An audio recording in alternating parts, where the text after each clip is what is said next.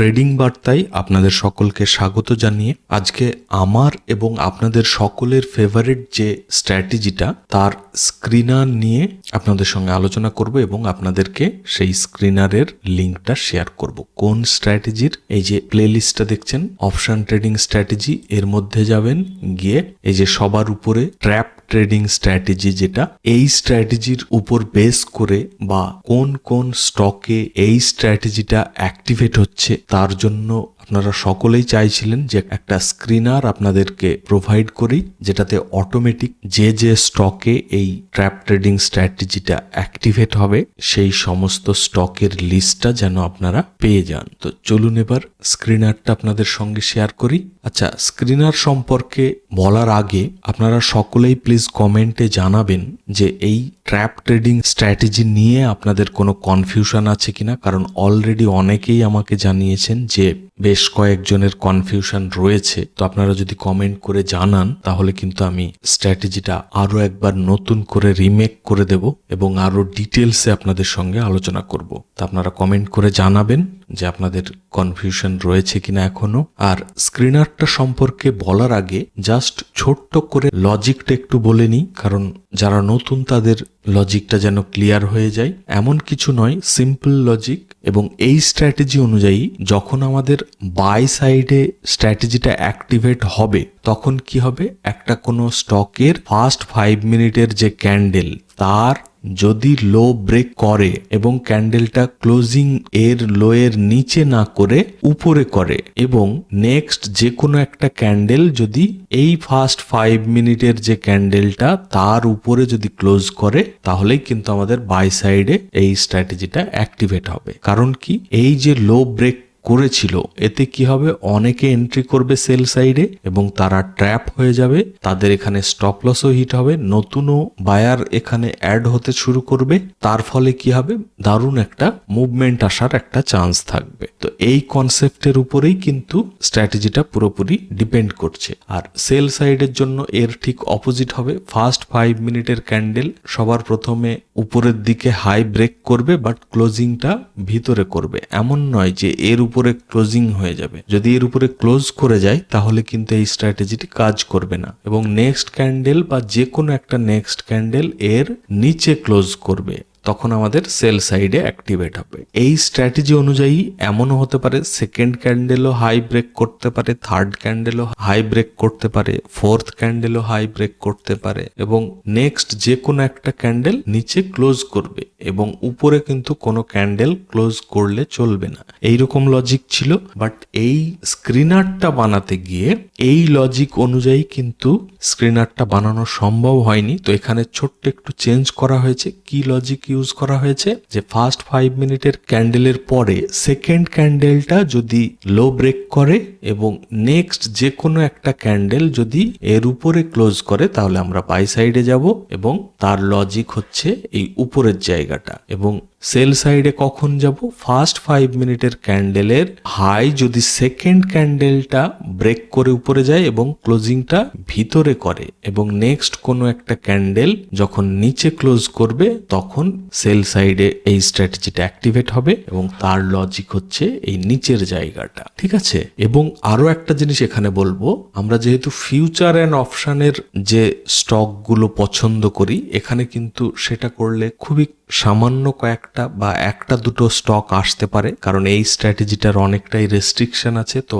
এখানে কি করেছি, যে নিফটি 500 এর মধ্যে থেকে যে যে স্টকে বাই সাইডের জন্য এই স্ট্র্যাটেজিটা অ্যাক্টিভেট হবে সেইগুলো আসবে, প্লাস সেল সাইডের জন্য যেগুলো অ্যাক্টিভেট হবে সেগুলো আসবে। তো দুটোই আসবে এবং সকলকে রিকোয়েস্ট থাকবে যে ট্রেন্ড সাইডে আপনারা এন্ট্রি করবেন। মানে যেহেতু বাই এবং সেল সাইড বোথ সাইডেরই স্টক এখানে দেখাতে থাকবে, বাট আপনারা কারেন্ট যে ট্রেন্ড চলবে, যদি আপসাইড চলে তাহলে আপসাইডের স্টকগুলো পিক করবেন, আর যদি সেল সাইডের মুভমেন্ট থাকে তাহলে সেল সাইডের স্টকগুলো পিক করে নেবেন। আর লজিকের জন্য জাস্ট 3টে করে লাইন দরকার হয়েছে, আর একটা এক্সট্রা অ্যাড করেছি আমি, যে সমস্ত স্টকের প্রাইস 300 টাকা বা 300-র উপরে শুধুমাত্র সেই সমস্ত স্টকগুলোই যেন স্ক্রিনারে আসে। যদি 300 টাকার নিচে কোনো স্টকের প্রাইস হয়, যেমন 200, 250, 280 বা 100 বা তার কম, সেই স্টকগুলো কিন্তু এখানে আসবে না। এবং আপনারা যদি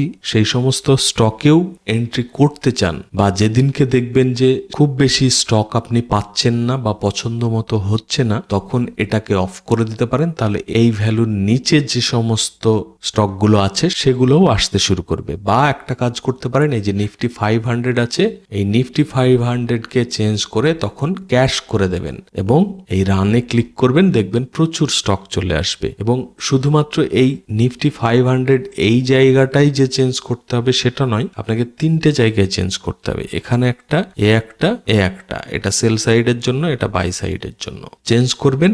এবং চেঞ্জ করে এমন নয় যে রিফ্রেশ করবেন, রিফ্রেশ করলে কিন্তু আবার পুরো রিসেট হয়ে যাবে। রিফ্রেশ করার দরকার নেই, জাস্ট রান স্ক্যান এই বাটনটাই ক্লিক করবেন, দেখবেন নতুন করে স্টকগুলো চলে এসেছে। আচ্ছা, এখানে আরো একটা কথা বলবো, যেহেতু এটা ফ্রি স্ক্যানার, আমরা কোনো এর পেড সার্ভিস নিচ্ছি না, তো তাতে কি হয়, একটু ডিলেতে আপনাকে স্টকগুলো দেখাবে, মানে 5 মিনিট ডিলে থাকবে এবং বারবার আপনাকে রান স্ক্যান করতে হবে বা রিফ্রেশ আপনাকে করতে হবে। অটোমেটিক রিফ্রেশ কিন্তু হবে না, ঠিক আছে? তো যেহেতু ফ্রি সার্ভিস, তো এইটুকু একটু কনসিডার আপনাদের করতে হবে।